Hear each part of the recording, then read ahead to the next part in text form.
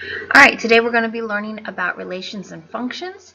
You're going to be able to represent relations, interpret graphs of relations. You're going to be able to determine if a relation is a function or not. And you'll be able to find the values or function values when given a number. Alright, so let's get started here. Alright, so first thing we need to know about is the coordinate system. So let's see. Need to know where the x-axis is, and that would be located, that's the horizontal axis right there.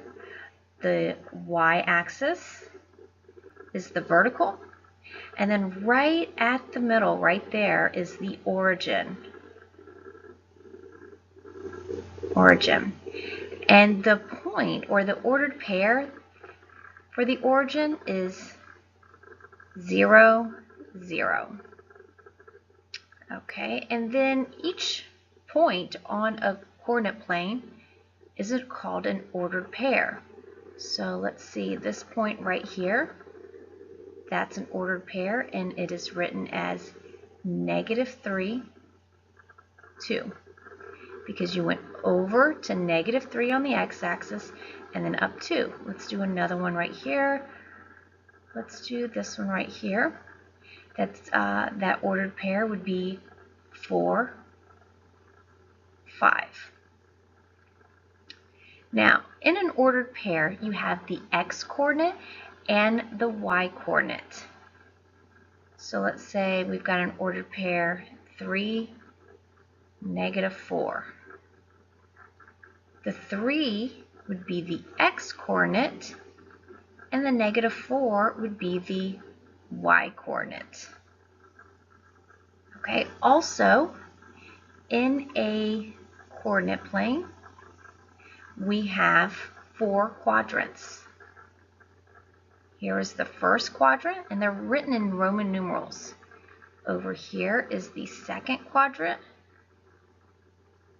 third quadrant, and fourth quadrant. And notice that if you start from 1 to 4, it will form, not a beautiful, but it will form a C, which stands for coordinate system or coordinate plane. All right, so that's all the stuff that you need to know here about the coordinate system. Over here we've got relations. Relations is a set of ordered pairs. Just a set of ordered pairs. You can have them in the form of a table. And this ordered pair right here would be 1, 6, then -3, 2, 5, 0, -1, -5, and then 4, 2. And it would be written, 1, 6 could be written like this as an ordered pair. Then we also have mapping. So on this one, the first ordered pair here would be -3, 2. We have to get a different color here. That would be -3, 2. Okay, the next ordered pair would be -1, -5. So you see just the way the line connects to the next number, that tells you what the ordered pair would be. And the first is always your x, the second one is always your y. Or you could have it on a graph. Okay, so right here, this point right here would be -3. There's our -3, 2. This point right here would be our 5, 0.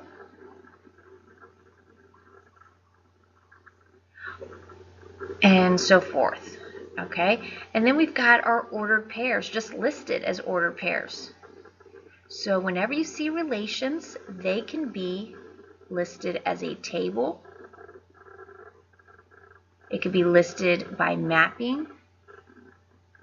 It could be listed as a graph, or it could be listed as ordered pairs.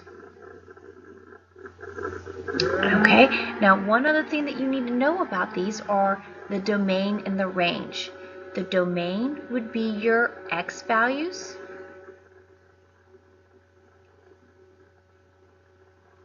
and therefore the range would be your y values.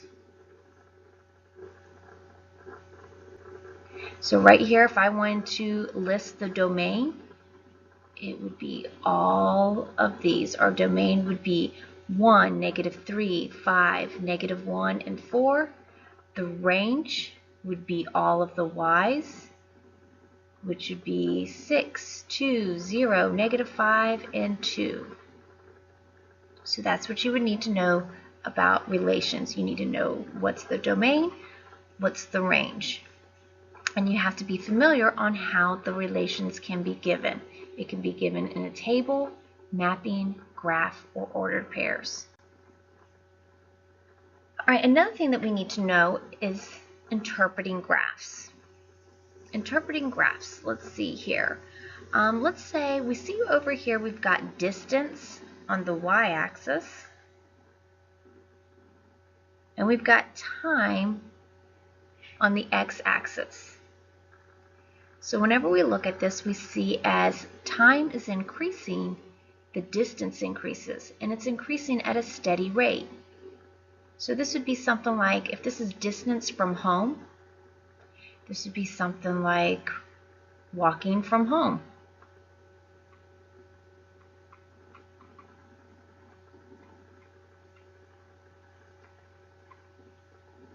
Okay, let's look at this one right here, the second one. This would be walking to home. Walking to home. Walking to your house. Okay, the next one. Well, let's see. This right here would be your house. So it doesn't look like they're at the house, but they are just standing somewhere away from the house, and they're not moving. They're just standing.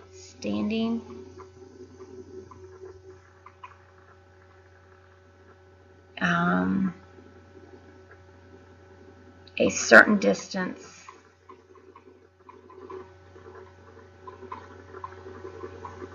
from house.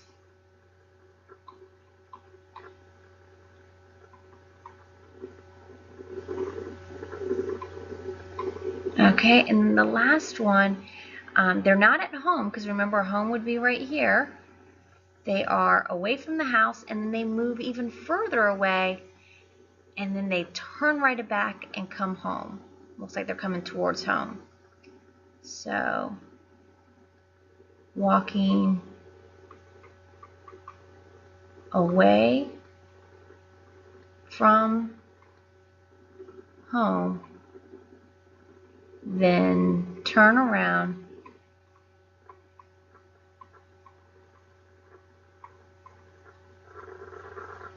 and come home.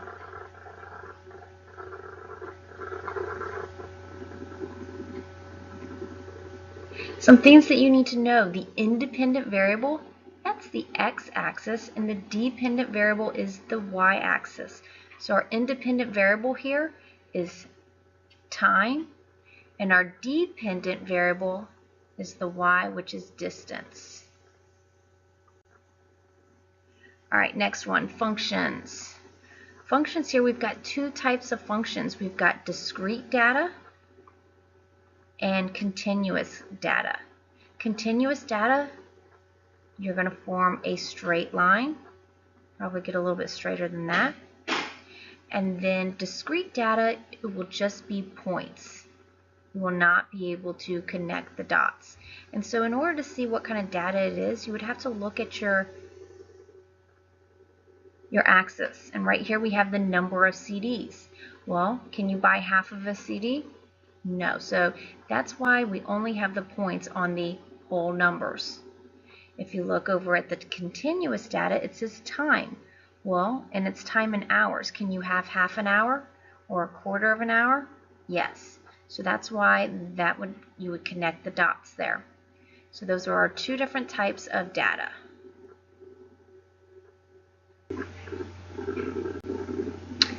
All right, now functions. We've got, in order to determine if it's a function, each input has to have one output. So what does that mean? It means that the x's cannot repeat in order for it to be a function. So let's look over here. We've got 1 to D, and then 2B and 2C.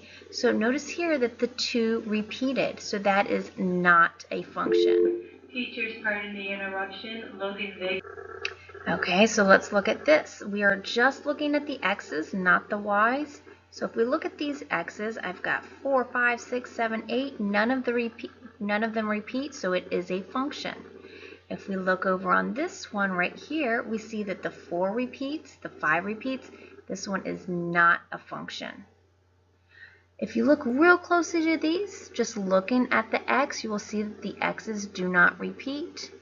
And then if you look at this one, you'll see that the 1 right here, 1, and this one repeat, so that's not a function.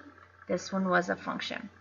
On this one, you can also determine if it's a function. When you're looking at a graph, you can do the vertical line test, which means you just draw a straight line down. If it touches 2 or more points, it's not a function. So these top 2 are not a function. All right, if you look at this one, it only hits 1 point at a time. So this one, the bottom 2 are functions. All right, function notation. Well, you're used to seeing equations, and it looks like y equals 3x minus 8. To put that into function notation, it's going to look like this. F of x equals 3x minus 8. So instead of putting a y, they're putting f of x, and that's all it is for function notation. So whenever we have y equals negative 2x plus 5, to put that into function notation, it's going to be f of x equals negative 2x plus 5. All right, now we're going to find each value for f of x equals 2x minus 3. So right here it says f of x equals 1.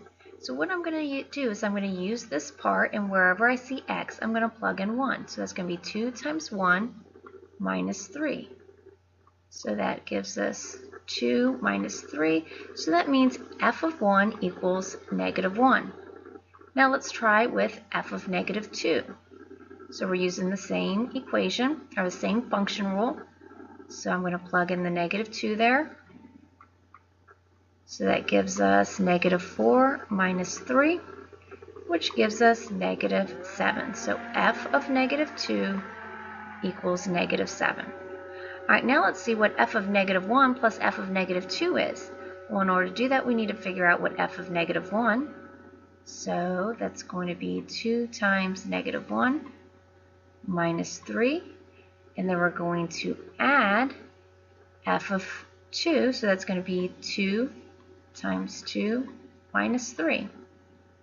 So that gives us, this one gives us negative 2 minus 3, which equals negative 5. So right here I'm just doing the first function. Here is the second function. So plus 4 minus 3, and that gives us plus 1. So negative 5 plus 1 gives us negative 4. All right, if you have any questions with these problems, please let me know. That is the end of notes for functions and relations.